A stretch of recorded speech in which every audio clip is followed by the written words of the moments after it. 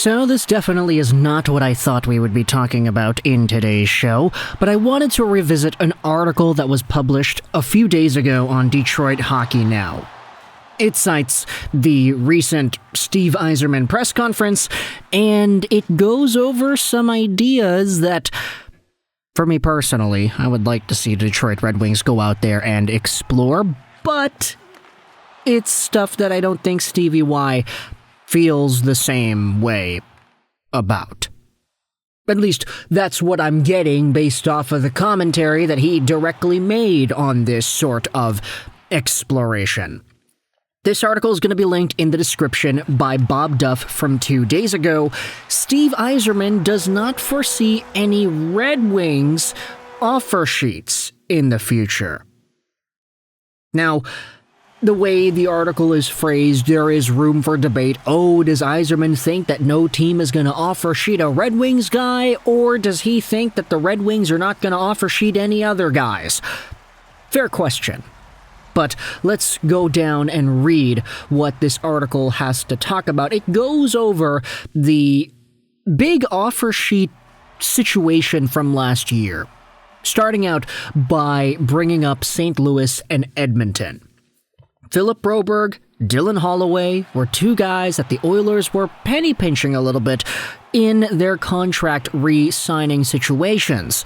But St. Louis came in here, they saved the day, and they were like, hey, Broberg, Holloway, you guys aren't getting the money that you deserve from Ken Holland and the Edmonton Oilers. Or was it Ken Holland at this time? It might have been Stan Bowman, I don't really know. But St. Louis came in here, they saved the day. Broberg and Holloway both signed offer sheets, and they ended up having fantastic seasons with the St. Louis Blues. Dylan Holloway, by the way, absolute keeper caliber player in fantasy leagues. He tore up the second half of the NHL season before he got hurt. And Phil Broberg, puck moving, puck rushing, offensive defenseman, he has been amazing. So, with the successful offer sheets tendered from last year, I think it is quite fair to acknowledge that this is an avenue that works and that can allow teams to acquire great players, especially since some of these players on their ELCs or whatever, we don't really think that they're going to be available for movement. Now we know it's possible. This is why the article goes out there and brings up Steve Yzerman's commentary on the matter. Duff writes here, the Blues were playoff absentees a year ago.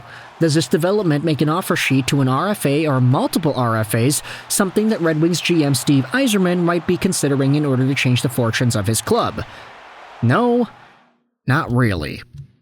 Well, I think in general, I've never really considered to do an offer sheet because usually you never get a player, Yzerman said. St. Louis got 2 last year, and it turned out to be 2 good guys that are really helping them. Good for the St. Louis Blues. It turned out to be a great move. Stevie Y went to further explain why he believes offer sheets are simply bad business in the long term. Teams generally end up paying the RFA more than he'd actually be worth in the open market. By doing so, it throws a team's salary cap out of whack because other players are also going to want more money when their contracts are up. Ultimately, it can be short-term gain for long-term pain.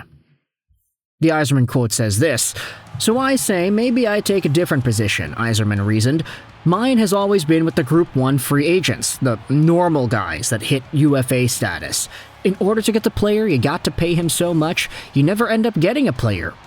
2, you end up screwing up your own internal payroll and overpaying players, and that is just upsetting to the staff.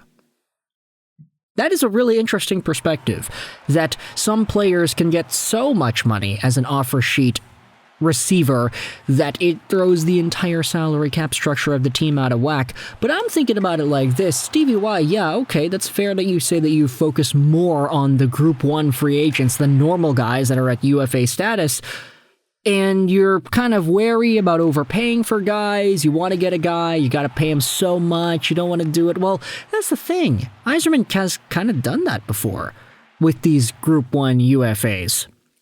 What I'm thinking about is, yeah, sure, you have to pay maybe a little bit more money to get a top-tier RFA, but in general, the RFAs usually have a reason that you go out there and sign them to offer sheets in the first place. They're usually more impactful than some of the other guys that Detroit has been able to bring in over the past few years here. Now, I know the biggest and best free agent acquisition the Wings have made recently, it's probably Patrick Kane, but there are a whole bunch of other ones that have just been, not really too substantial. And I get it. You can say that the Broberg and Holloway situation from Edmonton to St. Louis, that's the outlier. It is totally an outlier because those guys ended up playing a lot better than anybody expected in St. Louis this previous year, thus validating the contracts that they got and thus making the Edmonton Oilers look even more like fools.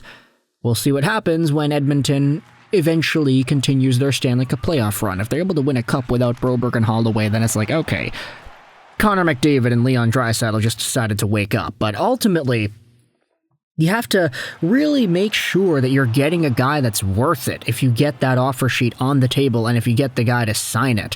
There have been some offer sheets as of late that really weren't worth it.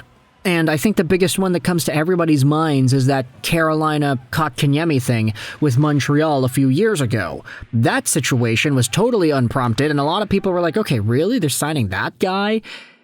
Sure, he's a good young player, right? There was a lot of potential for KK. Some people said he would be the next Barkov, but he didn't live up to that offer sheet situation at all in Carolina. And now he's signed long-term, which is nice, but he's not making a whole bunch of money. He's making like $4 million, and he's a middle to bottom six center. He's not that good.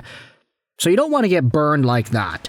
You don't want to be the laughingstock of the offer sheet world. And I guess joke's on us, right? Because Carolina's in the second round of the playoffs this year, so they're doing all right.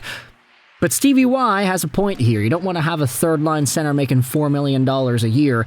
Oh, wait. The Red Wings kind of have that already. Okay. Sorry. I don't want to be too pushy on this.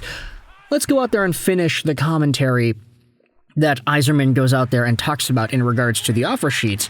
He does articulate the specific circumstances which led to the offer sheets last year. You had a team in Edmonton in a vulnerable spot, and the Blues were able to take a swing at it and it worked, or take advantage of it, so to speak. Then, is it something to consider? He asked rhetorically. Yeah. Do I see us doing it? Probably not. The Detroit GM saw another reason why offer sheets are unlikely to happen this offseason. The cap is increasing. I'm not sure how many teams there are really in that vulnerable spot nowadays, he said, but I gotta think that you have to reason to believe you're going to get the player when you do the deal. Otherwise, it doesn't make sense to do it. I'm certainly open to it, but I wouldn't expect a whole lot.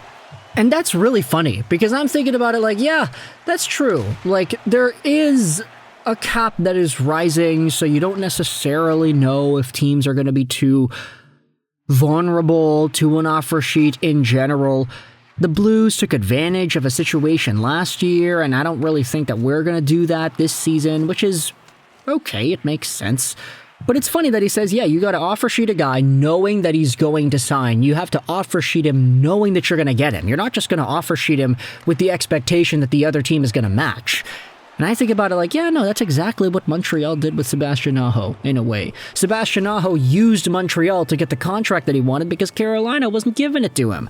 So his agent was like, yeah, okay, Montreal's given us this contract offer. It is the contract offer that we want from Carolina, but they're not giving it to us, so let's just sign it with Montreal and hope that Carolina matches because they can't afford this money. They just don't want to give it because they're cheap.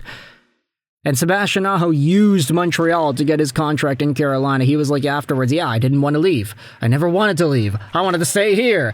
But I got the contract now, so I'm happy. Like, it's so funny. Yeah. Let me know your thoughts in the comment section below about the Detroit Red Wings and whether or not you think this offer sheet discussion really is worth exploring for Yzerman and Detroit. Are there any names that come to mind? Let me know in the comment section. What do you think? I hope you enjoyed this video. And bye.